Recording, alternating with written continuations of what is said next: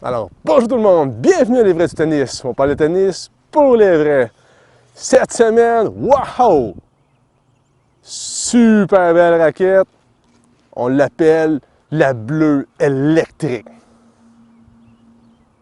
Aïe, aïe, donc! Voici la nouvelle Wilson Ultra V5 100.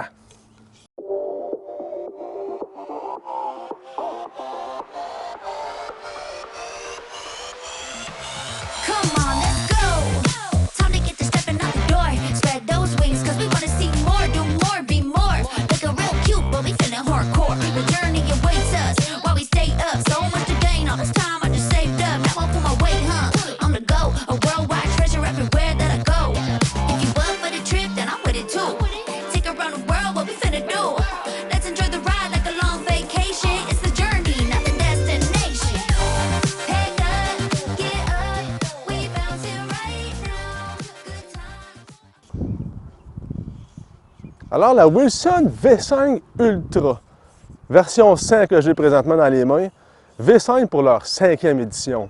Ils la changent aux 2 ou 3 ans, donc ça fait quand même certaines années. Et puis, cette raquette-là, chez Wilson, bien sûr, c'est les raquettes de puissance, comme les Wilson Burn. Alors, une raquette dans les chiffres qui est de 300 grammes, celle-ci, 320 de balancement. Elle a du 16 par 19 au niveau des cornes. Version V5 versus V4, l'ancienne version, la rigidité de la raquette même a changé. On a passé de 70 à 67.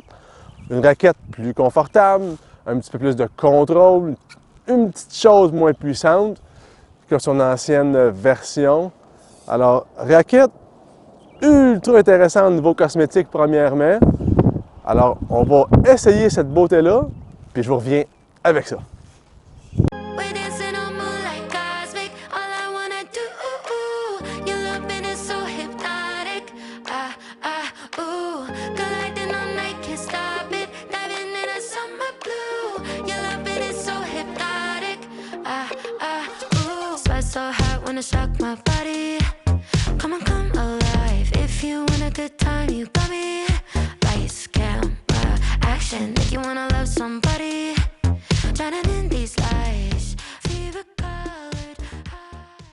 Alors après ça, honnêtement, c'est un super de beau wow, là. La raquette, elle a une belle puissance, bien dosée, pas trop, juste assez. La première chose qui me vient en tête, vraiment, c'est la défense. Les joueurs défensifs vont vraiment aimer cette raquette-là. Elle est très, très stable. Malgré une rigidité de 70 qui a baissé à 67, je l'ai trouvée quand même assez confortable au coude. Raquette vraiment qui donne une belle anti-vibration malgré la puissance qu'elle peut offrir. Alors, très bonne raquette, très bon spin aussi. Le coup de doigt, le revers, le slice, ça va très bien, mais le spin ressort également. Pourquoi que ça ressort autant? J'ai fait mes recherches honnêtement, puis j'ai découvert quelque chose, c'est que les Wilson ont inventé le SI3D. Ils l'ont mis premièrement dans leur raquette, la Shift 99. Première raquette qu'ils l'ont reçue. Ensuite, ils l'ont mis dans la Clash également. C'est quoi le SI3D? C'est une torsion du frame dans 3 manières différentes. La première, c'est comme ça ici. Le cadre va travailler à l'impact d'une balle. Donc, le spin se fait également. Les cadres vont aider, bien sûr, mais le cadre va également travailler dans ce sens-là. Ensuite, en torsion, ici, gauche-droite, si j'essaie de la plier, eh bien, la raquette va travailler également. Ça, c'est pour le contrôle de l'impact.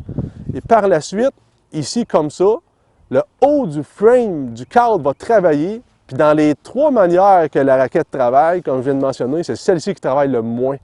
Pourquoi? Pour justement aller chercher cette puissance. Alors, elle est moins puissante que la Ultra V4, j'ai trouvé. Elle est moins puissante que Yonex E-Zone. Alors, bien dosée.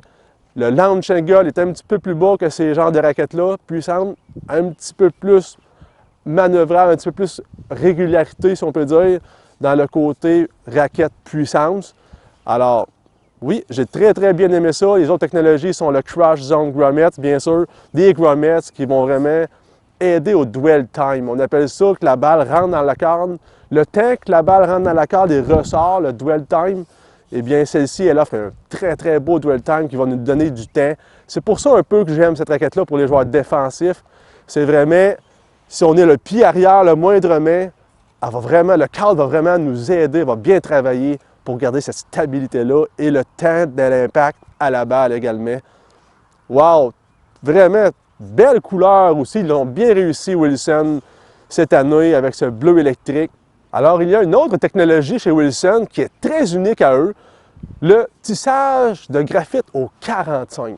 Alors, de 10 heures à 2 heures dans celle-ci va donner vraiment une stabilité de la raquette. Alors, celle-ci, c'est la V5 Ultra 100, donc 100 square. Alors, électrique, c'est également dans le 100 square, mais plus léger. La 100L, 280 grammes, ou la UL Ultralight, 260 grammes pour les juniors ou les messieurs, madame qui sont à un certain âge.